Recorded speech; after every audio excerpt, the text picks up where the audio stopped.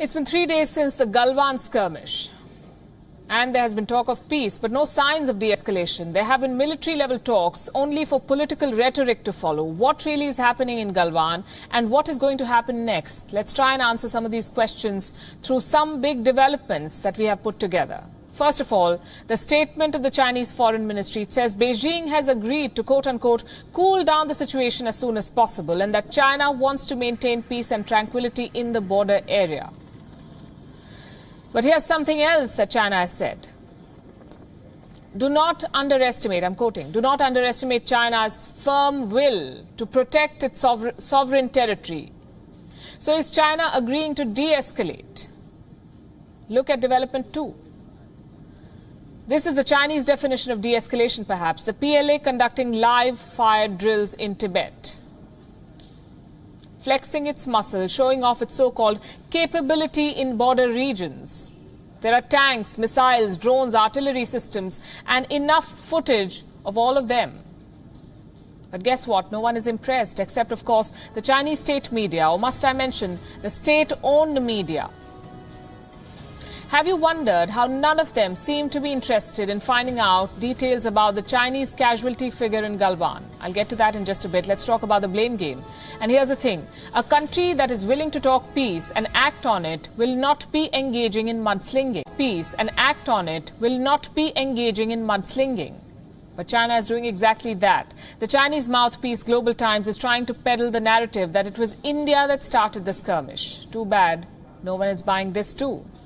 The People's Liberation Army, PLA, has decided to take all of this a step further. They say that the sovereignty of the Galwan Valley always belonged to China. Basically, the PLA is accusing India of infringing into Chinese territory. Here's a suggestion. Once the Chinese army is done impressing its audience with the fire drills, maybe it could read some history.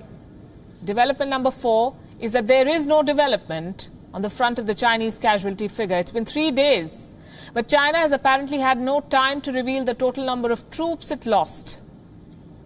Of course, it knows the number. Every estimate says it's more than India. India lost 20 bravehearts, China 35 or more. And this is too tough for China to admit.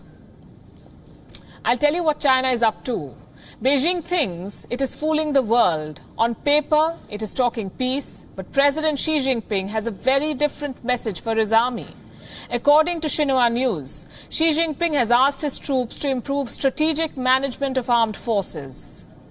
You see, this is part of China's strategic plan. It wants to play victim, push more troops to Ladakh, stall India's infrastructure projects, but China's bluff has been called this time.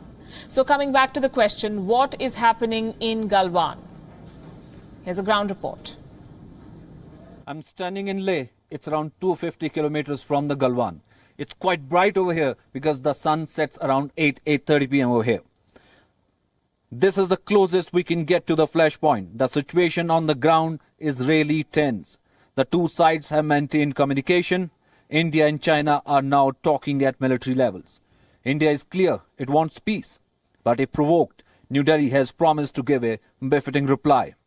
What about China? Can it afford to provoke again? We will keep you posted with all the latest development from the ground. Here at Leh, I am Sachin for WION. World is One.